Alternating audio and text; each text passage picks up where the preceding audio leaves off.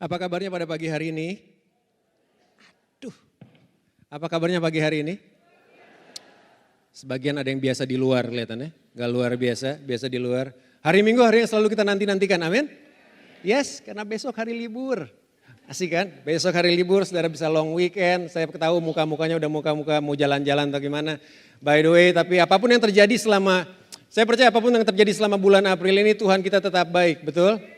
Yes, walaupun saya tahu beberapa saudara mungkin ada yang dapat proyek baru, ada yang dapat kerjaan baru. Gak ada sih yang dapat istri baru, karena pasti digantung lihat kalau yang dapat istri baru. Tapi ada hal-hal baru yang Tuhan sudah berikan, ada yang dapat, ada yang menikah mungkin di bulan April ini. Tapi di satu sisi juga ada mungkin beberapa saudara atau teman-teman atau saudara juga yang mengalami kehilangan juga di bulan April ini. Ada berapa juga mungkin saudara tiba-tiba ada anggota keluarga atau keluarga yang sedang meninggal. Yang meninggal dipanggil pulang ke rumah Bapa di sorga. Ada begitu banyak hal yang terjadi selama bulan April. Yes? Saya bulan April ini rasain ada 2 orang sepupu saya sebetulnya selama bulan April ini. Satu terindikasi kanker limfoma, sepupu. Karena kita baru ketemu Januari, kelihatan enggak tuh. Kemudian satu orang lagi udah pasti stadium 3B kanker paru-paru. Jadi saya harus beritahu bahwa saudara ada satu lirik tadi lagu yang bagus bahwa apapun yang terjadi dalam kehidupan, Tuhan sedang pegang hidup kita loh. Apapun Tuhan kita jauh lebih besar dari apapun juga. Tuhan kita enggak terpengaruh dengan kondisi ekonomi. Tuhan kita enggak terpengaruh dengan kondisi politik. Tuhan kita enggak terpengaruh dengan hasil pilkada yang kemarin. Walaupun beberapa orang menganggap bahwa siapa yang saudara coblos di pilkada bisa bawa saudara ke sorga. Tapi kita enggak, Tuhan kita enggak terpengaruh dengan isi dompet saudara. Tuhan kita enggak terpengaruh dengan penyakit kita. Dia adalah Tuhan yang besar. Betul? Dia adalah Tuhan yang luar biasa, dia Tuhan yang maha kuasa, dia Tuhan yang tinggi. Kalau saudara mungkin bisa hitung ilmu pengetahuan, bisa hitung ada berapa miliar galaksi yang ada. Dan saya harus beritahu itu cuma sebagian kecil dari dirinya Tuhan. Alam semesta itu cuma sebagian kecil aja dari apa yang menjadi pribadinya Tuhan. Dan yang buat saya kagum adalah begini, Tuhan yang besar, maha kuasa, luar biasa seperti itu mau tinggal dalam hati saya dan saudara loh. Mukanya ngeri banget sih. Kelihatannya. Loh, Tuhan yang besar model begitu akan memegang kehidupan saudara. Bukan sekedar berbicara bahwa Tuhan akan memegang kehidupan saudara, Tuhan sedang pegang hidup saudara. Buat beberapa saudara mungkin sedang meragukan Tuhan, pagi hari ini dia sedang pegang kehidupan saudara loh. Tanpa saudara sadari. Tanpa saudara ketahui, dia sedang pegang pernikahan Bapak Ibu Saudara sekalian, dia sedang pegang keluarga Bapak Ibu Saudara sekalian. Pagi ini beritanya adalah begini, Tuhan sedang memegang kehidupan saudara. Yang jadi pertanyaan, apakah saudara sedang memegang tangannya Tuhan? Tangan Tuhan selalu memegang kita loh. Kecuali kita mau menolak tangannya Tuhan, saudara berjalan sendirian dalam kehidupan. Ketika kita memutuskan untuk berjalan sendiri dalam kehidupan, saudara dan saya sedang berjalan pada kematian. Gak enak memang. Tapi waktu kita berjalan pada Tuhan, dalam perjalanan kehidupan kita bersama dengan Tuhan, Tuhan kita selalu Tuhan yang akan berbicara, memberikan kekuatan, memberikan pengharapan dalam kehidupan kita. Amin? Amin? Dia sedang pegang hidup saudara, jangan lepaskan pegangan tangan saudara kepada dirinya. Apapun situasi yang saudara miliki, kesakitan apapun yang sedang saudara hadapi, Tuhan kita selalu berkuasa akan segala sesuatunya. Hanya karena Tuhan enggak menyembuhkan penyakit saudara, hanya karena Tuhan kelihatannya enggak menjawab doa kita, bukan berarti Tuhan seperti kehilangan kemahakuasaannya. Hanya karena Tuhan gak sembuhkan penyakit saudara, bukan berarti Tuhan gak mengasihi saudara loh. Dia tahu yang terbaik dalam kehidupan kita. Dia sedang pegang kehidupan kita, itu cukup buat kita. Yesus sedang pegang kehidupan kita, itu cukup buat keluarga kita. Itu cukup buat kita, walaupun yang ada di luar mau bergejolak sekalipun, Tuhan yang gak pernah tergoncangkan sedang memegang tangan saya dan saudara. Hanya berharaplah kepada Tuhan. 2 Korintus pasal yang keempat, ayat yang ke-16 sampai yang ke-18. Mengakhiri minggu mengenai bulan April, bicara mengenai sacrifice. Mari kita baca sama-sama. 2 Korintus pasal 4 ayat yang ke-16 dan ke-18 sampai 18. Sebab itu kami tidak tawar hati, tapi meskipun manusia lahiriah kami semakin merosot, namun manusia batiniah kami dibaharui dari sehari ke sehari. Sebab penderitaan ringan yang sekarang ini mengerjakan bagi kami kemuliaan kekal yang melebihi segala-galanya. Jauh lebih besar daripada penderitaan kami. Ayat 18. Sebab kami tidak memperhatikan yang kelihatan, melainkan yang tak kelihatan. Karena yang kelihatan adalah sementara, sedangkan yang tak kelihatan adalah kekal. Saya harus meyakini pagi hari ini buat Bapak Ibu Saudara sekalian, kalau Bapak Ibu datang ke gereja pasti ngaca dulu. Iya dong. Coba lihat kiri kanannya, ada yang lipstiknya miring atau alisnya miring gitu, coba lihat. Ada? Nggak ada kelihatannya kan. Karena semua pasti mau lewat ke sini, ntar juga ke depan ada lewat kaca. Heran kita bawaannya kalau ada kaca selalu pengen ngaca gitu. Nggak tahu walaupun ada mobil lagi parkir gitu ya, lalu kemudian ngaca tiba-tiba di dalamnya terus dibuka kacanya. Ketahuan. Kayak begitu. Semua kita pasti ngaca dong, betul? Saudara ngaca pagi hari ini apa yang saudara lihat? Masa diri orang lain, ya diri saya lah. Ada berapa yang saudara lihat? Satu. Tapi kenyataannya bukan satu loh kalau dari Rasul Paulus. 2 Korintus 4:16 gitu. Ada dua manusia yang sebetulnya yang ada dalam setiap kehidupan kita. Manusia lahiriah dan manusia batiniah atau manusia spiritual. Waktu saudara lihat di kaca, fisiknya satu. Tapi dia nggak satu ternyata. Dia 2 in 1 tuh. 2 dalam 1. Ternyata ada manusia fisik yang dilihat dengan mata jasmani. Ada juga manusia spiritual, manusia batiniah yang ada di dalam diri kita. Nah Paulus tulis dengan sangat bagus, dia berkata gini, sebab itu kami tidak tawar hati, tapi meskipun manusia lahiriah kami semakin merosot. Yang namanya manusia lahiriah itu udah pasti merosot. Gak usah ditengking-tengking dalam nama Tuhan Yesus. Gak perlulah doa-doa puasa, ya saudara bolehlah makan ginseng yang umurnya 1000 tahun atau kayak gimana, tapi tetap aja itu akan merosot. Kenapa? Karena Tuhan udah bilang begitu. Segala sesuatu yang berasal dari tanah akan kembali lagi pada tanah, itu memang akan merosot. Kemarin saya sama minggu lalu main basket sama beberapa teman-teman. Main basket di TH, kalau Bapak Ibu suka main basket, main di TH jam 7 pagi. Kemarin hari Sabtu. Ngadu bertanding sama anak SMP, kelas 2 SMP kalau nggak salah di Tuna Sarapan. SMP kelas 2. Menang dong, menang. Menangis maksudnya. Menangis memang menangis Pak. Saya main 10 menit loh, istirahatnya 1 jam. Mereka main 1 jam, istirahatnya 10 menit. Jadi kerasa dong siapa yang menang. Kemudian saya bilang juga Jamie waktu itu, Jamie juga ada. Emang umur gak bisa dibohongin. Yang umur mah gak bisa, saudara mau di make up kayak gimana pun juga umur mah gak bisa dibohongin. Mau dikain gak bisa dibohongin, betul. Karena saya menyadari akan kayak gini, memang umur mah gak bisa dibohongin. Penampilan lahiriah akan selalu merosot. Pertanyaannya dia akan mau merosot cepat, apa mau merosot pelan-pelan. Yang kita bisa buat adalah kita cuma bisa memperlambat dia merosotnya pelan-pelan. Ya, jangan terlalu banyak makan babi gitu. Saya nggak tahu kenapa Pastor Joy suka banget pelayanan, ternyata ada babi juga di sana kelihatannya. Joy, di luar kelihatan dia. Nah, yang kita bisa lakukan adalah kita cuma bisa menahan dia nggak merosot tajam. Penampilan lahiriah itu, penampilan fisik kita itu, manusia batiniah itu, yang ini nih yang sekarang kelihatan nih, yang terdiri dari daging itu kita cuma bisa memperlambat kemerosotannya gitu. Kita nggak bisa memperbaharuinya. Karena yang jadi pertanyaan menarik adalah gini, kita seringkali mencoba untuk memperbaharui manusia lahiriah kita, dan kita membiarkan manusia batiniah kita. Kalau itu yang terjadi, yang fisik akan merosot terus, yang di dalam akan merosot juga. Habis lenyap kita.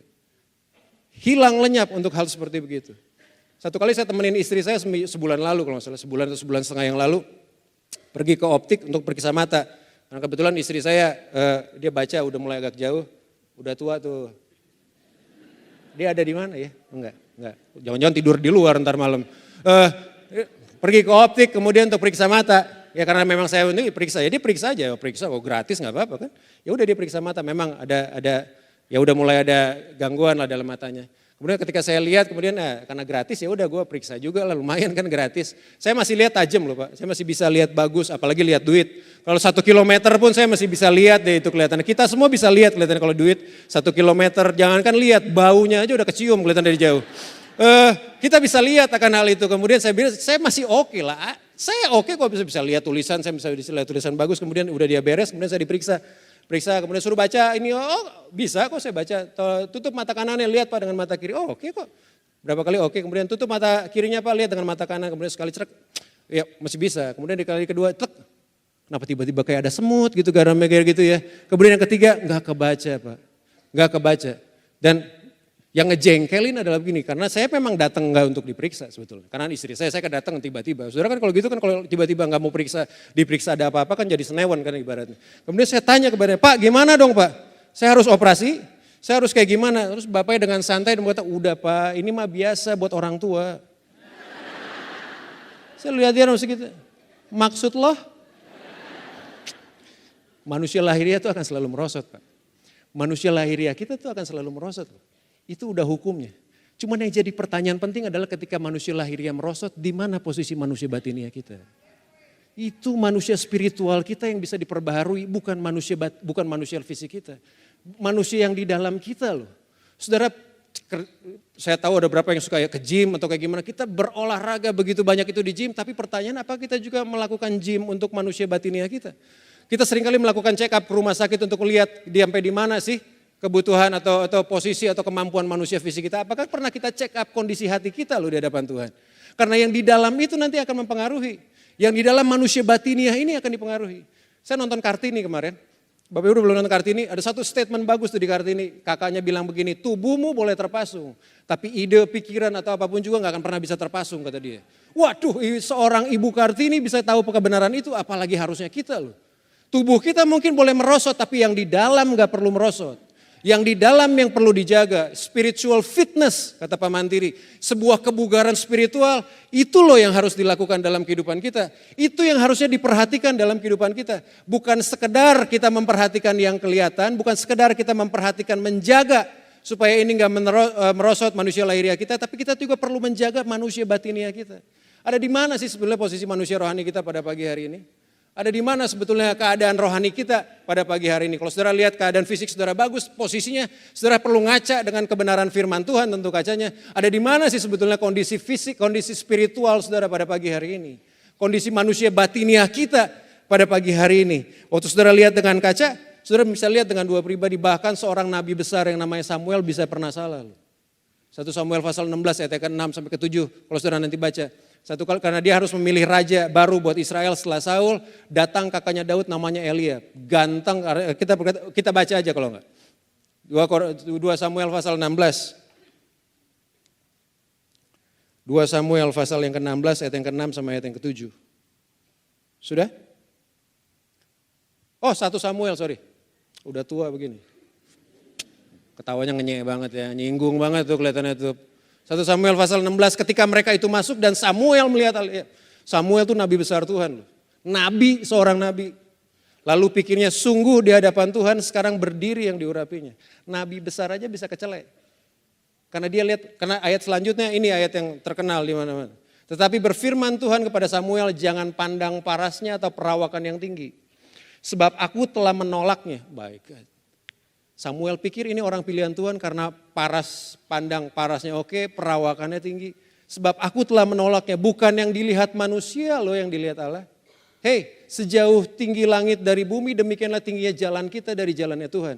Demikian pula tingginya cara berpikir kita dengan cara berpikir Tuhan. Demikian pula tingginya cara pandang kita terhadap kehidupan, demikian juga cara pandang kita, cara pandang Tuhan terhadap kehidupan. Bukan yang dilihat manusia yang dilihat Allah, manusia melihat apa yang di depan mata, Samuel melihat apa yang di depan mata, tapi Tuhan melihat hati. Seorang nabi besar aja sekelas Samuel bisa salah dalam kehidupan, bisa salah dia memutuskan, kenapa? Karena dia melihat memandang dengan mata. Kalau saudara pernah kalau saudara pernah kesenggol tangan saudara, kulit saudara kan biasanya akan ngelupas, betul? Ada yang kulitnya badak? Enggak kan? Kelihatannya kulitnya buaya, pasti akan ngelupas dong, betul? Di kesenggol apapun ngelupas, kalau nggak ngelupas ya akan berdarah gitu kan ibaratnya. Tipis loh itu kulit. Makanya Tuhan berkata segini sebenarnya, jangan pandang paras atau perawakannya. Buat orang-orang yang so ganteng jangan kegantengan, maksudnya kayak gitu. Tipis banget gitu ganteng, itu kan cuman kulit doang, tipis banget. Dan Alkitab berkata gini, apa yang dilihat yang ada di hati itu yang dilihat oleh Tuhan. Manusia fisik bisa merosot, betul. Kita bisa tahan itu memang dengan jaga pola makan semua betul. Tapi yang jadi pertanyaan, di mana posisi manusia rohani kita loh? Di mana posisi manusia batiniah kita? Saudara bisa punya uang yang banyak tapi manusia batiniah saudara nggak terisi, betul. Bisa banyak kok terjadi hal dalam dunia ini. Dan yang menarik adalah begini, ada dua pribadi dalam kita. Manusia jasmani dan manusia lahiriah. Kemudian Alkitab juga tulis yang kedua, manusia lahiriah udah pasti merosot. Tapi manusia batiniah itu bisa dibaharui dari sehari ke sehari. Kata dibaharui di sana, itu berasal dari kata bahasa Ibrani. Jadi berasal dari bahasa Ibrani dan artinya gini, diperbaharui dari sehari ke sehari. Jadi hari ini harusnya saya mengenal Tuhan, saya bisa merenungkan firman Tuhan, saya bisa hidup dalam jalannya Tuhan, itu lebih baik dari hari kemarin. Manusia batiniah itu bisa diperbaharui loh. Bisa tumbuh. Yang fisik akan terus merosot tapi yang di dalam manusia batiniah itu bisa terus bertumbuh dalam pertumbuhan akan Tuhan. Dalam pengenalan akan Tuhan. Caranya ya cuman itu. Caranya adalah waktu kita duduk bersama dengan Tuhan, berkomunikasi dengan Tuhan, duduk merenungkan firman Tuhan, itu posisi saat di mana kita sedang memperbesar kapasitas manusia spiritual kita. Manusia batiniah kita loh. Bapak Ibu mau umur 10 tahun, 5 tahun sampai 80 tahun, tetap aja ada manusia fisik, ada manusia spiritual. Nah yang lucu adalah kayak begini, bahwa yang buat menarik adalah kayak begini, manusia batiniah kita bisa diperbarui sehari ke sehari. Caranya adalah bagaimana waktu kita duduk untuk merenungkan firman-Nya Tuhan. Waktu kita duduk untuk berkomunikasi dengan Tuhan. Waktu kita duduk untuk berdoa kepada Tuhan. Yang lucu adalah gini, kalau kita hidup di dunia ini aja, kita hidup di dunia sekarang, hari ini aja. Kalau kita hidup di dunia hari ini aja, kita malas untuk berdoa, malas untuk datang pada Tuhan. Malas merenungkan firman Tuhan, malas dengan semua hal yang berkaitan dengan Tuhan. Terus kenapa kita kepengen cepat-cepat masuk surga? Iya gak sih? Kalau saudara di dunia aja malas berkomunikasi dengan Tuhan, ngapain kita masuk surga? Di surga ketemu Tuhan loh. Di dunia aja udah malas ngobrol, ngapain lagi ke sono? Iya gak sih di surga, ngapain di dunia aja kita hidup sekarang aja udah malas-malasan merenungkan firman. Di sono ketemu kalau ada waktu 24 jam, berarti kita kan ketemu terus-terusan dengan Tuhan loh. Build your spiritual inward being. Bangun spiritual kehidupan manusia batinia saudara. Bagaimana caranya membangun kehidupan spiritual? Ayat yang ke-18. Ayat yang ke-18. Sebab kami tidak memperhatikan yang kelihatan, melainkan yang tak kelihatan. Karena yang kelihatan adalah sementara, sedangkan yang tidak kelihatan adalah kekal. Setelah kita tahu bahwa fisik kita akan selalu merosot, manusia lahiriah kita selalu merosot, apapun juga yang bisa dilihat oleh mata jasmani saudara, sekarang sementara. Kalau mau lihat pasangan Bapak Ibu, itu sementara tuh. Bukan berarti terus pulang kemudian cari pasangan lain, kawin lagi loh, bukan itu maksudnya. Sementara artinya kan akan masuk pada, ya akan mati juga gitu, akan meninggal juga. Semua yang diciptakan ini sementara nih. Semua yang bisa dilihat oleh mata jasmani, semua yang ada di dunia itu semuanya sementara. Enggak ada satupun gedung ini pun sementara.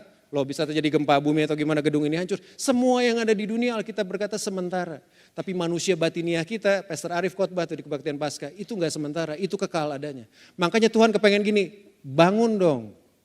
Bangun kehidupan spiritual saudara, bangun kehidupan batinia saudara, kehidupan manusia batinia saudara di dalamnya Tuhan. Bagaimana caranya? Perhatikan yang tidak kelihatan. Tuhan kita adalah, saya tadi bilang di yang pertama juga, di hal yang pertama juga, Tuhan kita adalah Tuhan yang gak kelihatan, betul. Bangun hubungan dengan Tuhan yang kelihatan, karena waktu saya membangun hubungan dengan Tuhan, saya sedang memperbesar manusia batinia kita loh. Saya sedang memperbesar kapasitas hati kita. Tadi kita baca bahwa manusia melihat rupa, tapi Tuhan melihat hati. Tahu gak saudara bahwa hati adalah kacamata kehidupan? Kalau saudara pakai kacamata merah, mau sebiru apapun saudara, merah. Kalau saudara sekarang pakai kacamata biru gitu semuanya, waktu saudara lihat saya, kayak Smurf, biru gitu ibaratnya. Kayak film Smurf, film kartun, biru aja. Kenapa? Karena hati kita adalah kacamata kehidupan. Kalau saudara nggak mulai mengganti lensa kacamata kehidupan saudara, lensa hati saudara dengan firman-Nya Tuhan, dengan kebenarannya firman Tuhan, jangan-jangan kita bisa salah lo melihat dalam kehidupan. Jangan-jangan kita bisa menganggap kehidupan dengan cara yang berbeda. Jangan-jangan kita melihat kehidupan seperti kita sendiri manusia melihat kehidupan. Apa yang manusia lihat sementara. Alkitab berkata yang kelihatan itu sementara. Penyakit saudara sementara loh. Enggak ada yang amin. Penyakitnya sementara loh. Mau dibuat permanen? Nggak mau dibuat kekal? Saya nggak yakin kalau ada yang mau dibuat kekal. Ada yang mau dibuat, enggak, penyakit kita sementara loh. Kesulitan dunia sementara loh. Dan semua yang ada di dunia bukan sekedar berbicara mengenai barang, penyakit pun sementara. Semuanya, kesulitan kita pun sementara. Hei, kesulitan kita sementara, tapi kenapa kita selalu melihat itu sebagai sebuah hal yang permanen? Karena memang kita sedang pakai kacamata yang salah. Kita sedang gak membangun manusia batiniah kita, manusia spiritual kita, sedang gak menempatkan kacamata firman Tuhan dalam kehidupan kita, dalam kehidupan hati kita. Hati kita adalah kacamata kehidupan. Bagaimana saudara melihat kehidupan itu sangat tergantung dari posisi manusia batiniah, yaitu hati kita sendiri. Makanya Alkitab berkata gini, kalau Tuhan lihatnya hati, gak lihat paras dan gak lihat perawakan. Tuhan cuma lihat hati, kalau Tuhan cuma lihatnya hati, kalau gitu saya berkepentingan untuk membangun hati saya. Karena kapasitas kehidupan saudara itu ditentukan dari kapasitas hati saudara. Ada orang yang hatinya cuma kecil, hidupnya cuma segini. Kalau hati saudara sebesar begini, kehidupan saudara akan sebesar gini. Tapi sementara hati saudara sebesar ruangan ini, sebesar ini pula kehidupan kita. Kalau manusia batinia kita, spiritual kita sebesar ruangan ini, sebesar ini pula loh kehidupan. Walaupun secara lahiriah kita merosot. Walaupun seperti begitu. Tapi kehidupan spiritual kita itu akan berbicara lebih banyak daripada kehidupan fisiknya kita loh. Itu yang terjadi dalam kehidupan dan itu yang Tuhan mau sebenarnya. Bagaimana caranya untuk kita bisa diperbaharui terus sehari demi sehari. Yang saya suka adalah dipakai kata waktu itu untuk diperbaharui. Diperbaharui sehari lepas sehari. Bahwa setiap hari adalah proses untuk memperbaharui, untuk memberi kekuatan, untuk menumbuhkan kembali manusia batiniah kita. To grow up dari bahasa Inggrisnya, dikata perbaharui itu. Untuk menumbuhkan kembali menjadikan lebih kuat. Karena barang siapa yang diberi lebih banyak makanan, demikianlah dia akan menjadi lebih kuat. Kalau saudara membeli makan kita secara fisik kita 3 kali sehari, harusnya manusia batiniah kita pun diberi makan. Mungkin gak 3 kali sehari, atau mungkin bisa lebih. Kenapa? Karena yang di dalam juga perlu makanan. Bagaimana caranya memperbaharui kita demi sehari, belajar untuk memperhatikan. Saya suka kata memperhatikan itu bicara mengenai fokus sebetulnya. Fokuskan pandangan saudara, hati saudara pada hal yang gak kelihatan. Karena yang kelihatan adalah sementara. Hal yang ada di dunia ini, hal yang kelihatan, penderitaan, semuanya itu cuma sementara umurnya. Saya selalu berkata begitu bahwa semua yang ada di dunia itu ada expired date-nya, ada tanggal kadaluarsanya. Semua, saudara mau beli apapun juga semuanya ada tanggal kadaluarsanya, mau beli makanan, walaupun pakaian juga kadang di belakangnya ada. Semuanya ada tanggal expirednya, tapi janjinya Tuhan tuh gak pernah punya tanggal kadaluarsa loh. Halo? Janjinya Tuhan, perkataannya Tuhan, firmannya Tuhan tuh gak pernah punya tanggal kadaluarsa. Kalaupun mungkin sekarang kita sedang berhadapan dengan kesulitan, tapi Yesus Tuhan selalu berkata sih, boleh selalu mempunyai masa depan yang penuh harapan buat kita. Dia selalu mempunyai kekuatan buat kita, dia selalu memegang kehidupan kita. Nah kalau kita pakai kacamata itu, kita pakai beri makan itu kepada manusia batiniah kita akan menjadi orang-orang yang kuat dalam kehidupan. Harusnya kita pakai kacamata Roma 8 ayat 28 tuh. Kita tahu sekarang, kita baca Roma 8 ayat 28. Roma 8 ayat 28. Harusnya ini yang kita harus beri makan kepada manusia batiniah kita. Kita tahu sekarang loh, bahwa Allah turut bekerja dalam apa? Segala sesuatu, saudara mau sebutin semuanya, segala sesuatu, bukan sekedar sesuatu yang baik, bukan sekedar sesuatu yang buruk, tapi segala sesuatu. Saudara boleh sebutin semua segala sesuatu saudara, dan Alkitab berkata gini, kita tahu kapan? Sekarang. Bahwa Allah turut bekerja dalam segala sesuatu untuk mendatangkan kebaikan bagi mereka yang mengasihi Dia, yaitu bagi mereka yang terpanggil sesuai dengan rencananya Tuhan. Ini yang harus diberi makan buat manusia batiniah kita.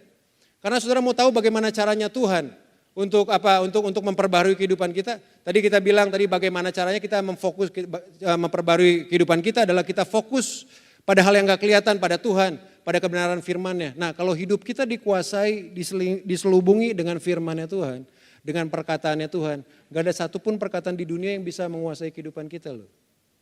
Gak ada satupun berita di dunia yang bisa menggonjang-ganjing kehidupan kita. Kenapa? Karena kita hidup dalam firman-Nya Tuhan. Tapi sementara saudara hidup dalam firman-Nya, perkataannya dunia, segala sesuatu ketika dunia yang di luar goyang kehidupan saya dan saudara. Tapi waktu saya tinggal dalam firman-Nya Tuhan yang kekal, diselubungi dalam firman-Nya Tuhan yang kekal, saya gak akan pernah goyang maupun di luar kayak gimana pun bunyinya, gimana pun goncangannya, yang di dalam firman-Nya Tuhan, di dalam kebenaran Tuhan akan tetap kuat. Karena Alkitab berkata gini, kita tuh menerima kerajaan yang tidak tergoncangkan. Tuhan kita tuh gak pernah tergoncang dengan apapun juga.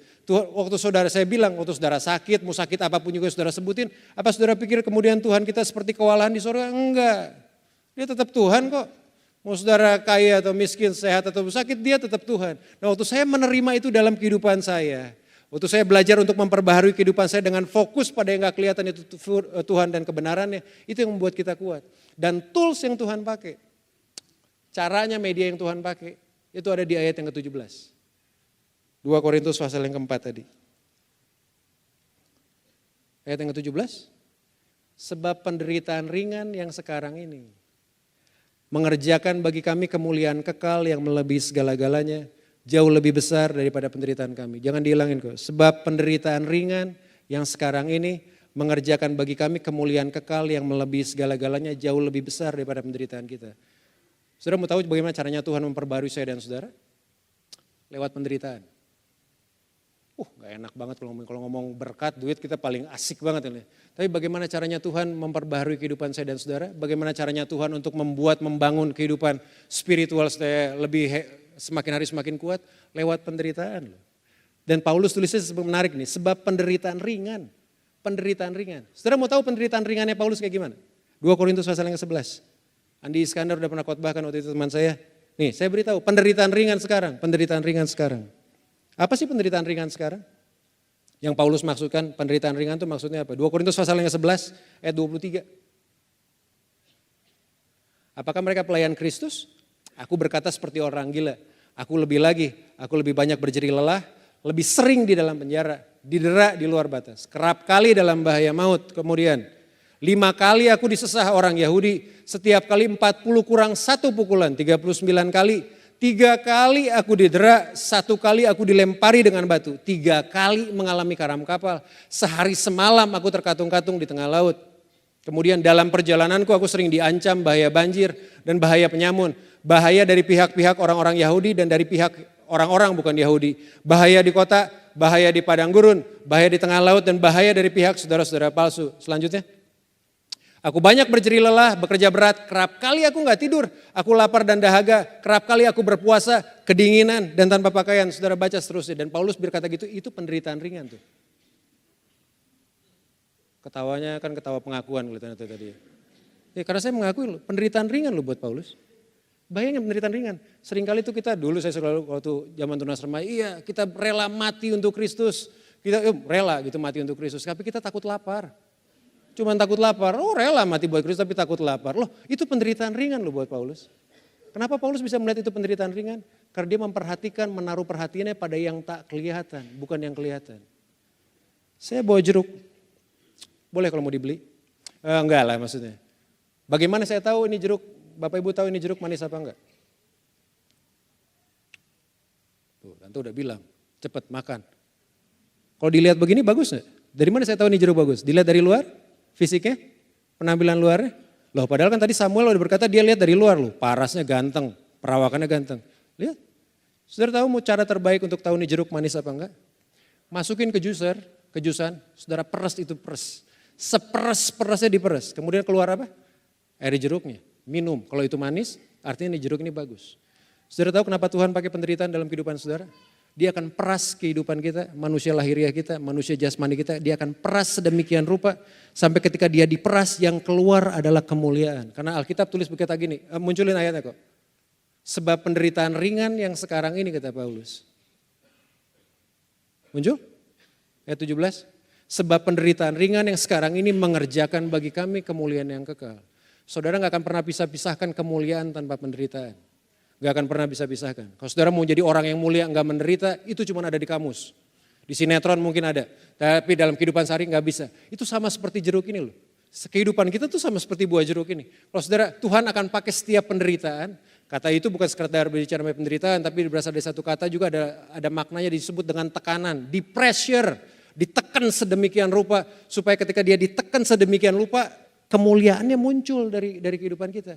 Jeruk ini harus dihancurin di juicer sedemikian hancurnya. Supaya ketika dia hancur cuman air jeruk yang keluar. Ini harganya mungkin 5.000 perak kali. Atau 8.000 perak. Tapi kalau saudara masuk ke hotel bintang 5 melihat jeruk peras itu bisa 100.000. Bisa 20 kali lipatnya. Apa yang hasil dari diperas itu selalu memiliki nilai yang lebih tinggi dalam kehidupan. Itu sebabnya Alkitab berkata gini, penderitaan ringan sekarang ini gak sebanding dengan kemuliaan yang akan saudara dapatkan. Karena kenapa? Karena waktu kita masuk dalam kemuliaannya Tuhan, waktu masuk dalam penderitaannya Tuhan, enggak enak memang penderitaan ringan. Siapa bilang sih enggak enak? Enggak enak. Enggak enak Pak. Enggak enak ketika saudara punya keluarga kemudian didiagnosa cepret, kanker stadium 3. Ada yang enak, enggak enak. Tapi lewat penderitaan itu Tuhan sedang memunculkan kemuliaan keluar dari kehidupan saya dan saudara. Halo? Tuhan sedang memunculkan yang terbaik loh dari kehidupan kita. Saya bisa tahu nih jeruk bagus apa enggak bukan karena saya lihat dari penampilan luarnya. Tapi ketika dia diperes dan menghasilkan air jeruk yang manis, itu yang buat saya tahu itu enak. Demikian pula dalam kehidupan. Kenapa? Bagaimana caranya Tuhan memperbarui kehidupan kita? Lewat setiap tekanan yang Tuhan izinkan terjadi dalam kehidupan. Lewat setiap tekanan saudara akan diperes sedemikian diperes-peresnya. Supaya yang memancar keluar dari kehidupan kita adalah kemuliaan yang bukan sementara tapi sifatnya kekal. Jangan lari dari persoalan. Dihadapin. Saya susah memang. Bagi seorang anak kecil persoalan, melihat masalah mungkin sebagai suatu hal yang menjatuhkan dirinya. Tapi orang dewasa melihat masalah sebagai suatu hal yang akan membawa dia ke tingkat yang lebih tinggi. Zig Ziglar tulis ini dengan bagus, seorang motivator. Look at your problem as problem. And that's what they will become. See them as blessing in disguise and that's why they will become. Jangan dihilangin. Waktu kita melihat masalah sebagai sebuah masalah, saudara akan dapatkan masalah. Tapi waktu saudara melihat masalah sebagai berkat yang terselubung, saudara akan mendapatkan berkat yang terselubung. Waktu saya melihat masalah sebagai sebuah masalah, saya akan dapatkan masalah. Tapi waktu saya melihat masalah adalah sebuah cara Tuhan untuk memancarkan kemuliaan lewat kehidupan kita, yang saya dapat bukannya masalah. Yang saya dapat bukannya penderitaannya, yang saya dapat adalah kemuliaannya. Itu makanya Tuhan selalu berkata gini, enggak akan pernah ada kemuliaan lahir tanpa penderitaan. Bahkan anak Allah yang namanya Yesus mengalami kayu salib untuk mengeluarkan kemuliaan itu dari kehidupannya. Bahkan Yesus the Son of God, anak Allah, rela mati di salib menderita buat kita supaya apa? Supaya kita semua menjadi orang yang mulia di hadapan Tuhan. Supaya dia bayar harganya dengan penderitaannya supaya kita menjadi orang-orang yang mulia di hadapan Tuhan. Pandang pandang kehidupan ini dengan cara pandang yang berbeda ternyata. Ada cara pandangnya manusia, tapi ada juga ada cara pandangnya Tuhan. Kenapa Paulus berkata dia nggak tawar hati? Kenapa Paulus berkata bahwa penderitaan ini adalah penderitaan yang ringan? Karena dia memandang kemuliaan yang jauh lebih hebat daripada penderitaan yang dialami. Kalau saudara berhadapan dengan masalah, dengan pergumulan pada pagi hari ini, apapun juga yang saudara sedang lakukan, saudara sedang hadapi, tangan Tuhan sedang pegang kehidupan kita, kemungkinan besar dia sedang akan memunculkan yang terbaik keluar dari kehidupan kita loh. Kalau saudara lihat buah duren, nggak ada enak-enaknya tuh buah duren. Enggak lah, karena saya nggak suka duren, bukan saya ngomong gitu. Kalau saudara lihat buah duren, lihat buahnya aja. Jebret gitu, kan cuma duri, mau dimakan? Apanya? Kalau dilihat gitu kan mau dimakan kan juga males kelihatannya. Tapi kan nggak tahu di dalam buah duren, di duri-duri yang tajam-tajam kayak gitu, di dalamnya tuh ada yang kuning, ada yang tebal kayak mentega, ada yang enak banget di dalam buah duren loh. Mata jasmani kita cuma bisa lihat kulit durian. Tapi mata Tuhan bisa melihat dalamnya buah durian. Hello? Mau beli durian? Enggak kan? No, saya cuma menggambarkan gitu tadi. Saudara cuma lihat bagusnya dari luar. Mata jasmani sama, normal. Tapi Tuhan lihat yang di dalam loh. Bagaimana caranya dia mengeluarkan, melepaskan rasa manis ini dengan cara diperes dalam kehidupan. Alkitab menggambarkan kalau di Alkitab digambarkan itu seperti buah anggur. Satu tandan anggur diperes sedemikian rupa kemudian bisa menjadi anggur. Dan itu anggur mahal banget gitu. Wine, kita jadi wine gitu. Satu kali pernah diajak makan, saya nggak minum sih sebetulnya. Karena nggak bisa saya kalau minum kayak begituan. Mabok, orang kampung minum kayak anggur gitu mabok aja ke bawah. Memang nggak bisa dari dulu kayak begitu. Kemudian baru lihat gitu di tempat di restorannya tuh anggurnya tuh ada yang dimasukin ke kaca. Kemudian digembok, botol anggur, bukan anggur buah loh ya. Botol anggur. Karena dia terus orangnya cuma ngomong, semakin tua nih anggur Pak, semakin mahal harganya. Tapi yang saudara nggak lihat adalah prosesnya anggur itu dibuat, diperes sejadi-jadinya supaya semua ampasnya hilang, cuman rasanya, cuman sarinya anggur. Demikian pula penderitaan akan peras kehidupan saya dan saudara supaya yang muncul adalah kemuliaan. Tapi yang berita baiknya adalah gini, nggak perlu tawar hati sementara diperas. Karena waktu kita memandang Tuhan yang gak kelihatan, waktu kita berkomunikasi dengan Tuhan tetap stay dalam kebenarannya firman-Nya Tuhan, itu akan memberi kekuatan kita untuk menjalani kehidupan kita. Yap, itu akan membuat kita menjalani kehidupan kita menjadi setiap hari semakin kuat bersama dengan Tuhan. Gak enak dengan kehilangan orang-orang yang kita cintai, betul. Tapi selalu ada rencana Tuhan yang baik dalam kehidupan kita semua. Kita cuma bisa melihat sejauh mata kita memandang. Saudara bisa pandang berapa? 10 meter, 20 meter, cuma sebesar itu. Tapi Tuhan bisa lihat jauh ke depan. Dia tahu yang terbaik dalam kehidupan kita semua. Pagi hari ini mari mulai mengubah fokus cara kita memandang kehidupan. Seperti Tuhan memandang kehidupan. Do not trust your physical eyes. Jangan percayai pandangan mata jasmani saudara, tapi mulai percayai pandangan mata hati saudara. Karena Paulus pernah berkata bahwa biar Tuhan menjadikan mata hati kita terang. Saya akan akhiri di sini dengan kisah seorang, saya udah ceritain di umum yang ketiga sebetulnya. Seorang anak yang namanya Gracia Epifania. Saudara pernah dengar? Gracia Epifania.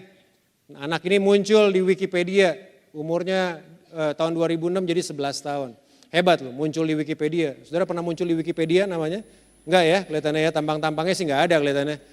Anak ini muncul, yang saya menarik untuk saudara klik di Google itu muncul Gracia Epifania. Dia lahir tahun 2006 di Balikpapan di Kalimantan Timur kalau nggak salah. Cuman yang terjadi adalah sewaktu dia dilahirkan ibunya sih nggak tahu, belum nggak dikasih tahu, tapi dia punya kelainan di matanya. Jadi matanya tuh cuman ada selaput putih doang, nggak bisa melihat semenjak lahir. Hari ini umurnya udah 11 tahun. Tapi yang ajaib itu tadi, yang ajaib Tuhan kasih dia karunia yang lain. Dia bisa memainkan musik dengan bagus, dia bisa bernyanyi dengan bagus, kemudian dia menjadi juara 1, 2, dan 3 di lomba-lomba nyanyi, walaupun keadaan matanya buta. Nah kita lihat klipnya sebentar.